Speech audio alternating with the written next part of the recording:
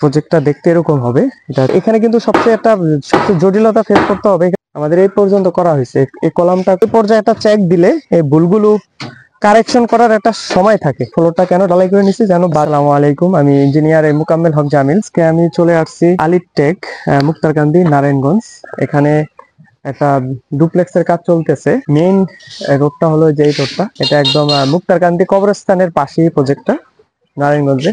আমরা ডিজাইনটা জমা দেই 26 নভেম্বর 2024। এই ডুপ্লেক্সটা করতেছে প্রবাসী মোহাম্মদ শাহিন ভাই। প্রজেক্টের নাম হলো শাহিদা ভিলা, মানে ওনার মার নামে দিছে শাহিদা ভিলা। প্রজেক্টটা দেখতে এরকম হবে। এটা 3D ছবিগুলো, যেটা ভবনটার ভিউ। এটা আমরা 24 সালের 26 নভেম্বর জমা দিই। তো উনি কাজটা শুরু করে এই 25 জানুয়ারিতে। মাঝখান দিয়ে প্রায় 1 মাসের মতো কাজ বন্ধ ছিল। এই যে এটা হলো ভিউ মেইন ডুপ্লেক্সটা, এই যে এটা মেইন ডুপ্লেক্সের ভিউ।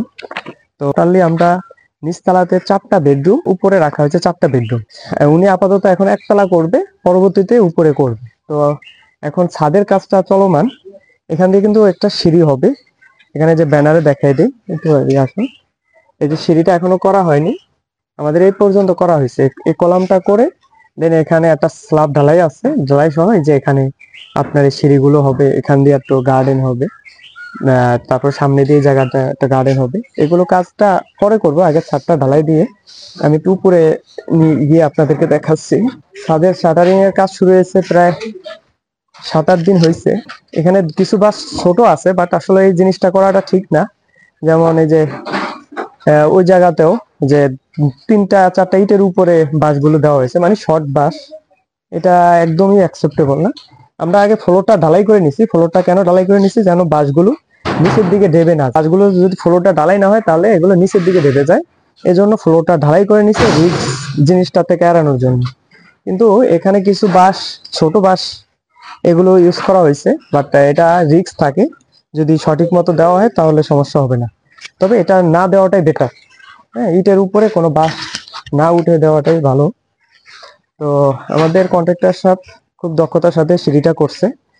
তার আগে একবার বলে গেছিলাম যে সিঁড়িটা প্রথম কলামের জায়গা রাখতে ভুলে গেছিল, কিন্তু অনেক সুন্দর ফিনিশিং করে পরে কাজটা উঠিয়ে নিছে অনেক দক্ষতার সাথে। এটা 3 স্টেপের একটা সিঁড়ি। এখানে ডাইনিং স্পেসটা হবে, সামনে দিয়ে ড্রয়িং, আর এই সাইড দিয়ে 4টা বেডরুম। যে সিঁড়িটা, এখানে সিঁড়ির কাজ চলমান।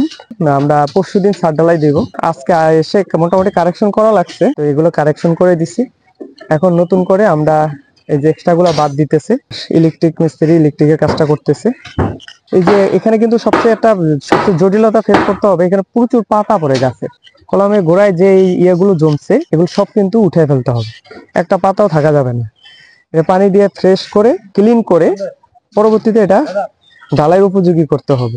এখানে এই যে সিঁড়িটার একটু ভুল হয়েছিল স্লোপে, তো ওইটাও ঠিক করা হয়েছে। ফাইনাল চেকের আগে এই পর্যায়ে একটা চেক দিলে এই ভুলগুলো কারেকশন করার একটা সময় থাকে। মানে একদম কমপ্লিট করে যেত, ঢালাইয়ের আগের দিন যদি আসতাম, যেমন কালকে ঢালাইতে আসে যদি চেক দিতাম, তাহলে এই ভুলগুলো আর কারেকশন করার সময় থাকতো না। কিন্তু এখন যেহেতু কালকে মাঝখানে একদিন আছে, এজন্য এটা এই যে কারেকশন গুলো করার সুযোগ থাকতেছে। তো এটাই, ভবন করার আগে অবশ্যই আপনি যেই কনসালটেন্সি থেকে ডিজাইন নেবেন, সেই কনসালটেন্সি ইঞ্জিনিয়ার দিয়ে আপনার সম্পূর্ণ ডিজাইন অনুসারে কাজটা হচ্ছে কিনা এটা চেক দিয়ে নেবেন। না, আমার সাজেস্ট অনুসারে বিমগুলো প্লেসমেন্ট করার আগে একবার চেক দিতে হয়। তারপরে ইলেকট্রিক মিস্ত্রি কাজ করার আগে, হ্যাঁ, ছাদের এক্সট্রা বাঁধার আগে এগুলো একটা চেক দিয়ে ইলেকট্রিক মিস্ত্রিকে ইলেকট্রিক পয়েন্টগুলো বুঝিয়ে দেওয়া। পরবর্তীতে ঢালাইয়ের দিন ইঞ্জিনিয়ার ঢালাইয়ের দিন ইঞ্জিনিয়ার থাকা না থাকা সমান কথা, বাট আগের চেকগুলো হলো সবচেয়ে বেশি ইম্পর্টেন্ট। তো যাই হোক, উনি প্রবাসী শাহিন ভাই খুব বাইরে থাকার কারণে এই প্রজেক্টটা নিয়ে আমার এই পর্যন্ত অনেকগুলো ভিডিও দেওয়া হয়েছে, এটার অনেকগুলো কারেকশন করতে হয়েছে, আমার অনেকবার আসা হয়েছে এই প্রজেক্টে। তো উনি খুব সচেতন, এই জন্য বিষয়গুলো একটু সেন্সিটিভ ভাবেই দেখে। পরবর্তীতে ইনশাল্লাহ এই প্রজেক্টের লেআউটের আপডেটটা দেব, এবং ছাদ ঢালাইয়ের দিন যে কত রেশিওতে ঢালাই দিচ্ছি, মিক্সারের রেশিওটা কোন অবস্থায় আছে, এগুলো সব নিয়ে আপনাদেরকে আরেকটা আপডেট দেব। তো এই পর্যন্তই, সকলের সুস্বাস্থ্য কামনা করছি। আসসালামু আলাইকুম।